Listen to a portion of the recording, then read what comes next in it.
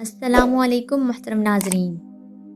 وہ صبح عجیب خاموش تھی، پرندے اڑنا بھول گئے تھے، ہوا جیسے سانس روک کر کھڑی تھی اور مکہ کے لوگ کانپتے ہوئے اپنے گھروں میں دبک گئے تھے۔ ابابیل کے پرچھاؤں سے پہلے ایک خوفناک لشکر مکہ کی طرف بڑھ رہا تھا۔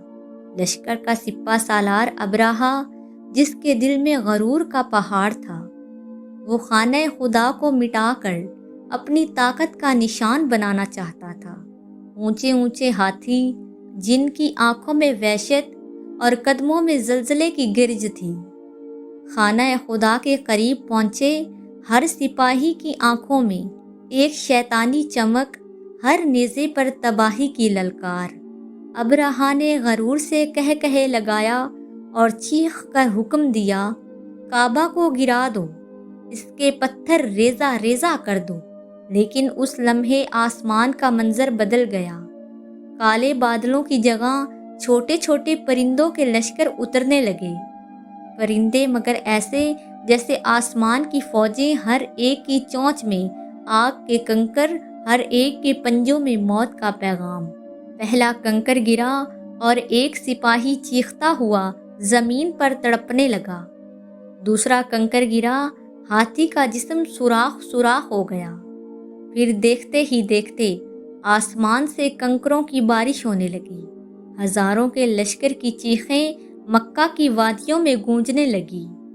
خون، گوشت اور ہڈیوں کے ٹکڑے ریت میں بکھر گئے۔ وہ لشکر جو کعبہ گرانے آیا تھا، خود مٹی میں گم ہو گیا۔ اور اس قیامت خیز منظر میں ایک راز چھپا تھا۔ یہ گھر انسانوں کے ہاتھوں کا نہیں، یہ گھر خدا کا ہے، جو اس پر نظر بد ڈالے گا، زمین اس کے غرور کو نگل لے گی اور آسمان اس کی ہڈیوں کو خاک میں بدل دے گا۔ اصحاب فیل کے انجام میں ہمارے لیے ایک زبردست پیغام ہے۔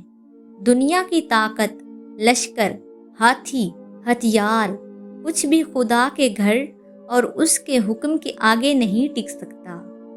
غرور کرنے والے چاہے کتنے ہی بڑے کیوں نہ ہوں، ایک لمحے میں ذلت اور تباہی کا شکار ہو جاتے ہیں۔ نجات صرف عاجزی اور اللہ کی پناہ میں ہے۔ محترم ناظرین، اگر آپ کو یہ واقعہ اور اس میں چھپا سبق اچھا لگا ہو تو ہماری ویڈیو کو لائک کیجیے، اپنے خیالات کمنٹس میں ضرور بتائیں، اور مزید ایسے تاریخی اور ایمان افروز واقعات سننے کے لیے ہمارے چینل کو سبسکرائب کیجیے۔